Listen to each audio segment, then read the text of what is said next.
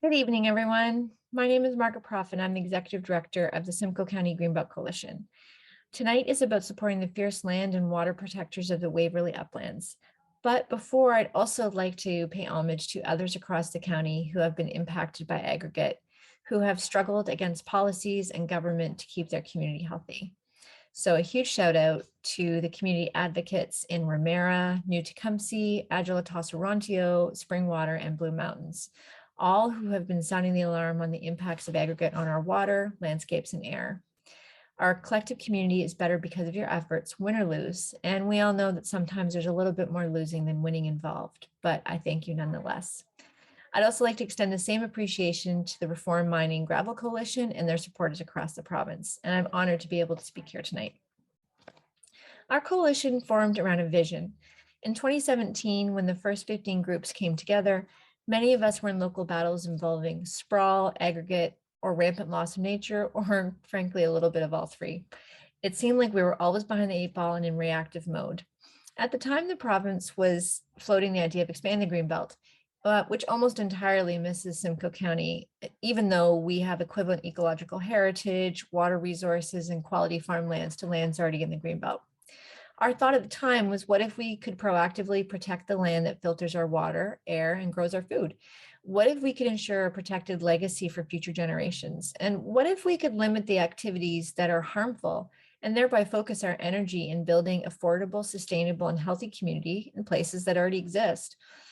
Clearly, it's a vision that's still in the works, as the current government has no intention of protecting Simcoe County with the Greenbelt or any other piece of legislation for that matter.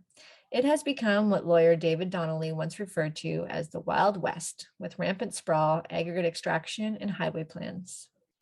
Some of you may not be that familiar with Simcoe County or why this place matters to the broader province. First, Simcoe County is a treasure trove of natural heritage. There is a complex network of groundwater, the Allison Aquifer namely, that supports many of the households in the region, from farmers to private wells to municipal wells. Many of the people in this area rely on groundwater. Testing done by Dr. Bill Shoddock, who is also here tonight, shows that this is some of the world's purest water. That is a gift unique to us, and it's a legacy we need to protect. So here is mapping that we did back in the beginning, way back when in 2018, 2017. We used existing data from source water protection and ministry documents to outline the network of our water system. So we included the recharge areas, the moraines, the rivers and streams, the highly vulnerable aquifers, and the wetlands. These aren't separate components, although we've colored them differently, and you can see the key there. Really, how we need to look at them as an interconnected system that all must stay healthy and all must stay connected in order for us and for nature to live. And we kind of thought, well, what would happen if we took this water network, because they're all equally important parts of the same system, and we colored these systems blue? Well, this is what you get, a very, very large blue network of water resources. But also within this network and surrounding areas, even if they're not in the blue, is nature. Simcoe is home to over 1,500 species of vascular plants, 150 species of nesting birds, 50 mammals, 33 reptiles and amphibians.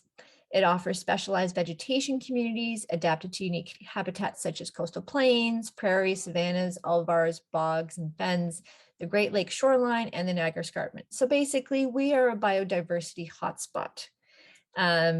In addition, the county contains provincially significant wetlands, UNESCO heritage sites, provincially significant areas of natural and scientific interest, and more than 60 species of plants and animals deemed vulnerable, threatened, or endangered in Ontario and or Canada. So this is our network, and this is the place that we call home. So how does that impact our aggregate conversation tonight? Well, unfortunately, Simcoe County is also one of the largest aggregate producers by volume in Ontario. Simcoe County annually produces over 11.5 million tons of aggregate on average. 5 municipalities in the county consistently produce an excess of 1 million tons per year. And as I showed you earlier, that blue network is everywhere, digging under the water table to extract aggregate, to foray into kind of natural areas, damages that blue system that I showed you earlier. There are over 100 licensed pits and quarries within Simcoe County with a total licensed area of almost 10,000 acres. It was estimated by the Ontario Geological Survey that Simcoe County has a potential unlicensed resource area of 6,000 acres just for sand and gravel alone. Now, when you look at the bedrock-derived aggregate resources, when you look at how much of that is currently unlicensed, the Ontario Geological Survey calculated it has a potential resource area of almost 70,000 acres. So let's combine the licensed areas and the unlicensed areas in the county, and that is over 85,000 acres within Simcoe County being dedicated to aggregate extraction potentially.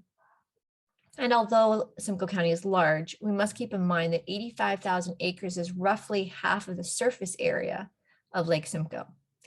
Add into that the associated roads and infrastructure which aggregate operations require, and clearly large swaths of land will be dominated by aggregate activity.